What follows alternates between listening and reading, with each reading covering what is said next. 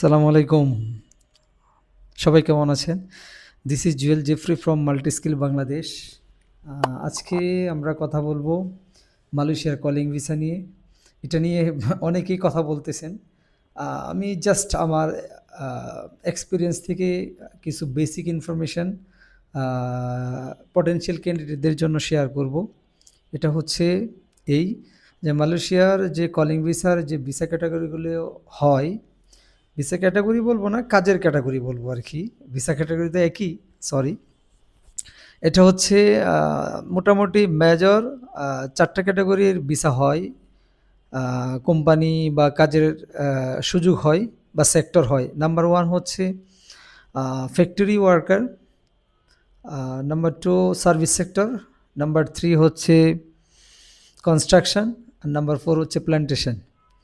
তো এই মেজরলি এই চারটা সেগমেন্টেই মালয়েশিয়াতে কলিং ভিসায় বাংলাদেশ সহ এশিয়ান কিছু কান্ট্রি থেকে লোক যায়। যেহেতু আমাদের বাংলাদেশ বেশ কথা বলবো, তো সো আমরা বাংলাদেশ নিয়েই বিস্তারিত বলি। তো বিগত লাস্ট যে কলিংগুলো রয়েছে, মানুষ এর মাধ্যমে যারা গিয়েছে, তা ওইখান থেকে যে এক্সপিরিয়েন্সগুলো আমরা পেয়েছি এবং ফেস করেছি, এগুলার যে যে ছোটো ছোটো ভুলগুলো আমাদের যাত্রীরা করার কারণে তারা পরবর্তীতে কষ্টের শিকার হয়েছেন, এগুলো যাতে আর ফিউচারে না করে, এই কারণে আসলে আজকের এই ভিডিওটা। এটা হচ্ছে তারা গড়িমসি করার কারণে, যাত্রীদেরও দোষ নাই, অনেক সময় সিন্ডিকেটের কারণে, কাজের স্লোনেসের কারণে কাজ ভালো করে হয় নাই। প্রথম দিকে যারা গিয়েছে তারা খুব স্মুথলি চলে গেছে, লাস্টের দিকে কিন্তু অনেক কষ্ট করা লাগছে, খুবই খুবই কষ্ট। এয়ারপোর্টে গিয়ে অনেক সময় আটকা পড়েছিল। তো এরকম ঝামেলার মধ্যে যারা পড়তে না চান, কারণ বাংলাদেশের যে পরিস্থিতি, পাশাপাশি সারা ওয়ার্ল্ডের যে পরিস্থিতি, যে কোনো সময় যে কোনো মুড নিতে পারে পৃথিবীর সিচুয়েশান, বাংলাদেশের সিচুয়েশান। সো আর্লি যে যারা স্মুথলি ফ্লাই করতে চান, কাজ কমপ্লিট করে আপনার মালয়েশিয়ার জার্নি শুরু করতে চান, তারা আপনাদের সুন্দর একটা প্রোফাইল রেডি করে ফেলবেন আগে থেকেই। ঠিক আছে? যে যে আপনার সুন্দর একটা সিভি রেডি করবেন।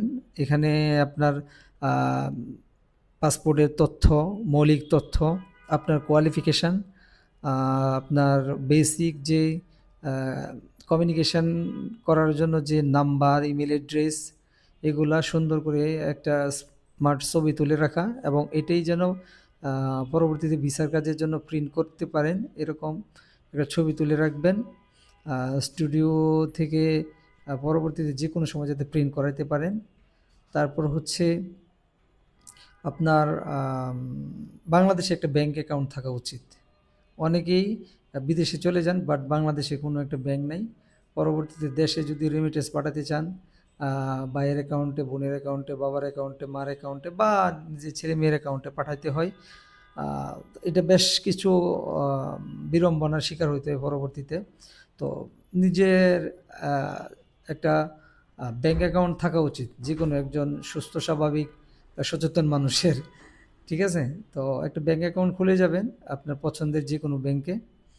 পাশাপাশি তো অবশ্যই ব্যাংক খুললে নমিনি দেওয়া লাগে। পাশাপাশি আপনি বিদেশ যাওয়ার জন্য ইমার্জেন্সি একটা কন্ট্যাক্ট নাম্বার দেওয়া থাকে, আপনার নমিনি হিসেবে একজনকে নির্ধারণ করে প্রয়োজন হয়, ওইটা আপনি আগে থেকে নির্ধারণ করবেন। তার এনআইডি কার্ড, তার মোবাইল নাম্বার, তার একটা ছবি কালেক্ট করে রাখবেন। পাশাপাশি হচ্ছে আপনার স্বাভাবিকভাবেই যে চারটা সেক্টরের কাজ হয়, চারটা সেক্টরের ভিসার খরচ সেম হয় না। ঠিক আছে? ওই সার্ভিস সেক্টর অথবা ফ্যাক্টরিগুলোতে একটু কম্পারেবলি খরচ বেশি হয়। কনস্ট্রাকশন আর হচ্ছে প্ল্যান্টেশনে খরচটা কম হয়। তো ওইরকম যে সেক্টরে যাওয়ার ইচ্ছা পোষণ করেন, ওইরকম একটা ফাইন্যান্সিয়াল প্রিপারেশন আপনার থাকা উচিত। এটাও করে রাখবেন। আর হচ্ছে যে এজেন্সির মাধ্যমে আপনারা কাজগুলা করান, তার সাথে আগে থেকে সুন্দর গোছানো কমিউনিকেশন রাখবেন। আর পাশাপাশি খুব সচেতন থাকতে হবে। ঠিক আছে? সচেতন না থাকলে দেখা যাচ্ছে যে আপনার সিদ্ধান্ত নিতে নিতে আরেকজন জইলা গেছে, আর আপনারটা সেই লেন্দি প্রসেস হয়ে পড়ে রয়েছে। আপনার কাজ যখন শুরু হবে স্মুথলি, যাতে আফটার মেডিকেল খুব দ্রুত সময়ের ভিতরে কাজগুলা মানে উঠে যায়, এই কারণে ফলো আপ করতে হবে আপনাদের। যে এজেন্সির মাধ্যমে কাজ করেন ফলো আপটা রাখবেন। ফালায় দিয়া মানে জাস্ট সাবমিট করছি, এখন আমার যে বা যারা আপনার দায়িত্ব নিয়েছে তার উপরে ফালায় রাখলে অনেক কাজ কিন্তু পিছনে পড়ে যায়, ফ্লাই করা যায় না। এই বিষয়টা মানে সচেতনভাবে খেয়াল রাখা উচিত। আর বাংলাদেশে এবারও জানি না সবাই কাজ পাবে কিনা, বা সবাই কাজ করার অ্যাক্সেসটা নিতে পারবে কিনা, বাট কম বেশি মেজর যে সকল বড় বড় প্রতিষ্ঠান কাজের দায়িত্ব পায় তারা কিন্তু সব কাজ করতে পারেনি, এটা একটা বাস্তবতা। তারা আবার ওই যারা অন্যান্য বাংলাদেশে তো প্রায় রিক্রুটিং এজেন্সি 3000+, তাদের মাধ্যমেও তারা কর্মী এবং পটেনশিয়াল ক্যান্ডিডেট কালেক্ট করে। তো সরাসরি যদি অ্যাক্সেস থাকে তাহলে তাদের মাধ্যমে কাজ করাবেন, আর যদি নাও থাকে যারা আরএল এর মালিক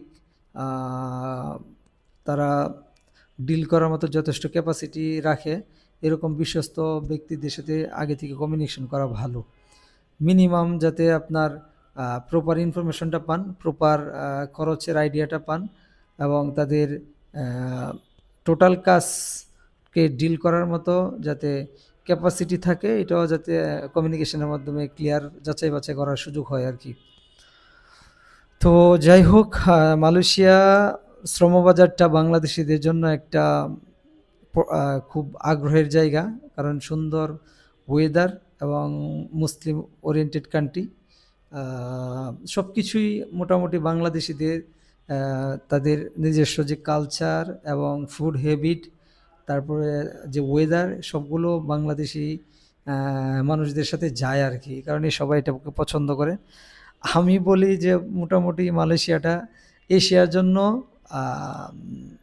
সেকেন্ড কান্ট্রি হিসাবে আর কি, মানে ফার্স্ট ওয়ার্ল্ড তো বলা যায়,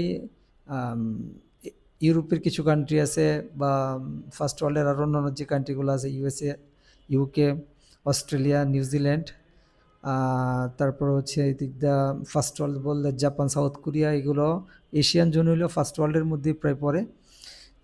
এগুলো বাদ দিয়ে সেকেন্ড ক্যাটাগরির যে কান্ট্রিগুলো রয়েছে এর মধ্যে মালয়েশিয়াটা বেস্ট। মালয়েশিয়াটা এই কারণেই অনেকে চুজ করে। সো যারা এই পছন্দের দেশে যেতে চান তারা এই বিষয়গুলো একটু মাথায় রাখবেন। আমি লাস্ট একটা সামারি বলে দিই যে যে বিষয়গুলো আপনার মোটামুটি ক্লিয়ার থাকলে বা রেডি থাকলে আপনার জন্য সহজ হবে, এটা হচ্ছে আপনার সুন্দর গোছানো একটা সিভি।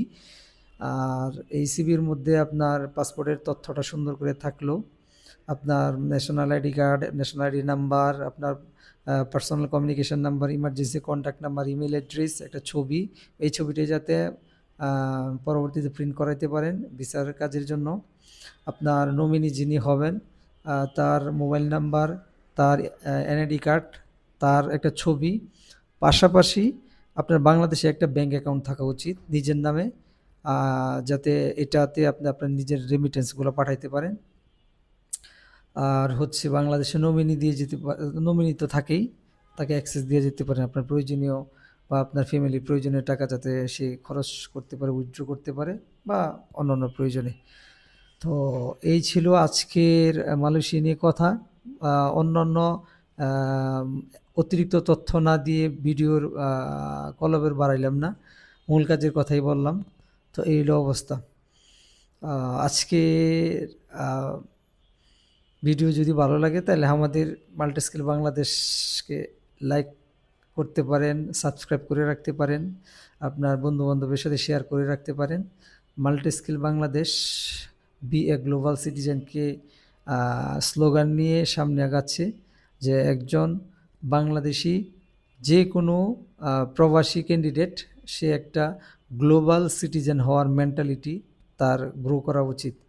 কারণ হচ্ছে আপনার আমাদের যে বার্তা, এটা হচ্ছে ভিসার সিদ্ধান্ত আসলে আপনার হাতে। আপনি যদি সুন্দর গোছানো সব কিছু আপনার রেডি থাকে, আইদার সে এটা ট্যুরিস্ট হোক বিজনেস ভিসা হোক, ওয়ার্ক ভিসা হোক, মেডিকেল ভিসা হোক, অথবা স্টুডেন্ট ভিসা হোক, আপনার প্রোফাইল যদি সুন্দর থাকে এবং এম্বাসির যে রিকোয়ারমেন্ট থাকে এগুলো যদি আপনি গুছানো সাবমিট করতে পারেন, তাহলে আপনি ভিসা অবশ্যই দিবে, কারণ ভিসা দেওয়ার জন্য প্রতিটা এম্বাসি বসে আছে। বাট আমরাই আমাদের ডকুমেন্ট বা আমাদের যে ভিসার যে প্রি রিকোয়ারমেন্ট এগুলো আমরা ফিল আপ সুন্দর করে করি না বলে আমাদের ভিসা হয় না।